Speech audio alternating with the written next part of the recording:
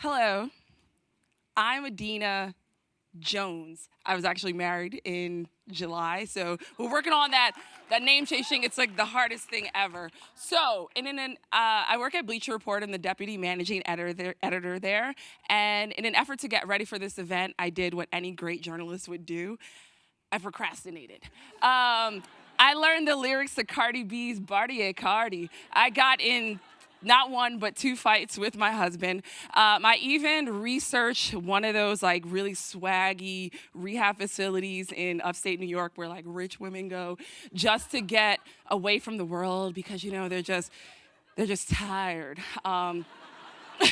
Because let me tell you something, I am tired. I'm tired. I'm not like, I didn't get 8 hours of sleep last night tired, or I didn't have enough vegetables in my diet tired. I'm like Fannie Lou Hamer, sick and tired of being sick and tired. I'm sick and tired of the microaggressions. You're just not a good fit for the team. Just the cultural fit. I feel threatened when you speak to me. Can I touch your hair? What is the URL for Black Twitter? I'm tired. I'm tired of the judgments. You look like you could fuck a dude up. Like you lift, right? Or I bet you had an athletic scholarship to school, right? You definitely did. I'm also tired of the judgments, the random judgments, the 10 things every woman in their 30s should know. Shit, I only know 2.5 of these. Okay, and I'm also, women with bigger butts should be more intelligent. Well, I should be a Rhodes Scholar with all the educational background I got going on in here. So you know what it is, what I'm realizing, why I'm tired? Life is happening to me, and I'm letting it like judo chop me in the throat. I saw some Instagram posts from an influencer selling flat tummy tea, and it was like, life is 10% of what happens to you and 90% of how you react to it. Hashtag Fitspo, hashtag love and light, hashtag. And, I was like, actually, I'm feeling what this person is saying. I'm... I'm moving too fast. I'm always trying to be the best, never settling for less, striving, just leaving it all out on the floor every day. That's why. But how is it me?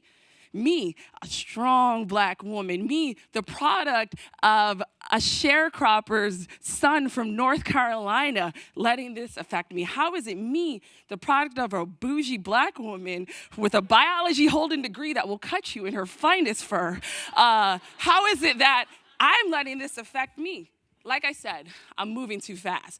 A quick jog on my memory will have me remember the first time that I just left it out all on the floor. So as you can see, my shirt says I'm from Brooklyn, but my mom did me the favor and moved me out to Brentwood High School for a better education at some point in time. And I ran for senior class president, and I was gonna win this year. The only problem was I lost every other year. Every damn year I ran for class president, I lost. But this year was gonna be different. I was gonna give them Obama change they could believe in. They didn't know what they were in for. I was pulling out all the stops.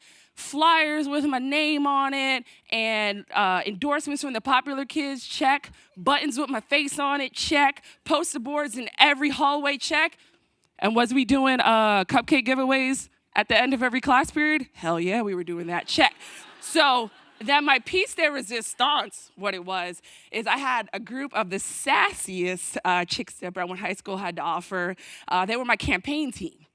Yeah, I know, right? Campaign team in middle school. And I had a girl from every walks of life. We had the funny girl, the popular girl, the I do recreational drugs girl, I'm from Queens, and so that means I'm better than all you Long Island girls.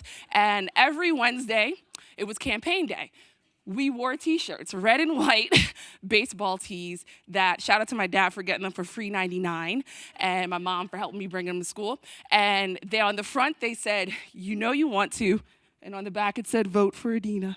So yeah, we were going hard.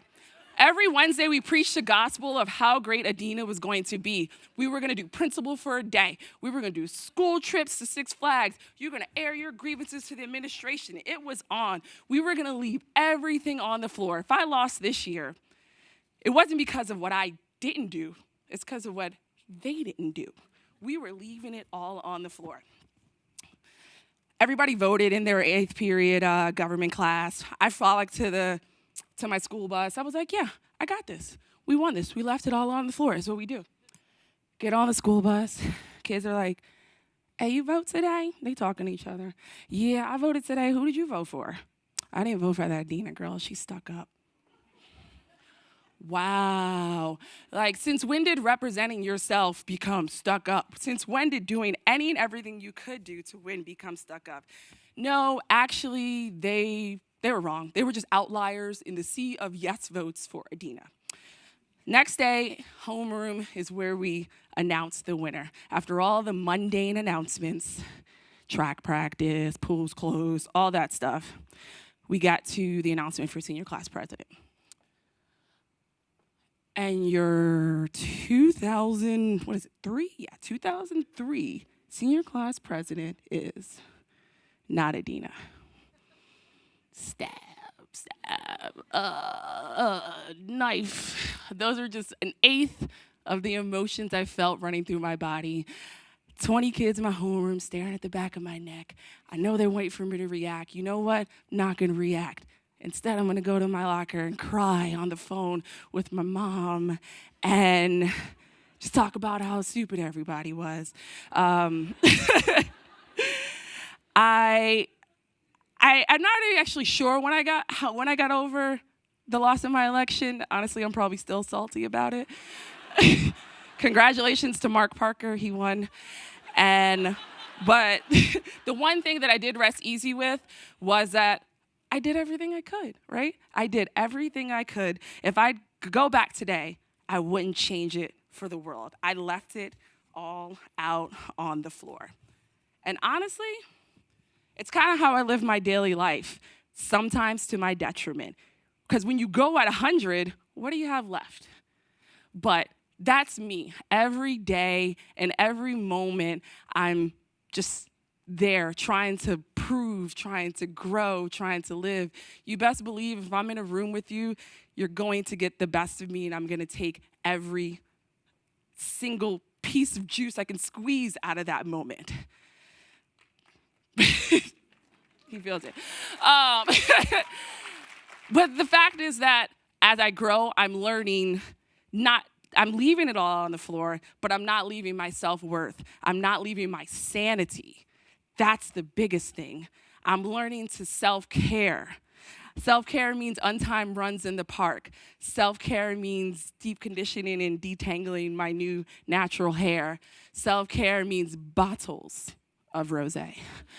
Self-care, sometimes it just means staring at the clouds, So I'm always going to be that girl, that woman who goes 100% and 100 miles per hour, but I'm always going to continue to learn to give myself grace in those quiet moments in the locker room, and I hope you do the same. Thank you.